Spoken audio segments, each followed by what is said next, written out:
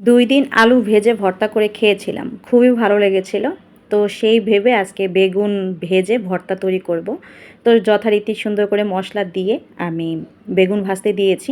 তো পুরো ভিডিওটা নিতে মনে ছিল না। তো যাই হোক ভেজে ভর্তা করেছি, খুবই ভালো লেগেছিল। মানে বেগুন সিদ্ধ করে ভর্তা করার চেয়ে ভেজে ভর্তা করে খেয়েছি, খুবই মজা লেগেছিল। আর খুবই ইয়াম্মি হয়েছিল। চাইলে আপনারাও ট্রাই করতে পারেন। আর যারা প্রবাসে থাকেন তাদের কাছে অনুরোধ এভাবে ভর্তা করে খাবেন, দেখবেন আমাদের বাঙালির একটা স্বাদ পাবেন।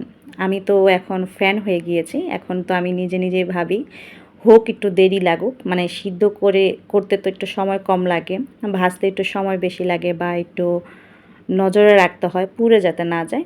তো তারপরও যাই হোক ভর্তা মজা করে খাবো এই আর কি।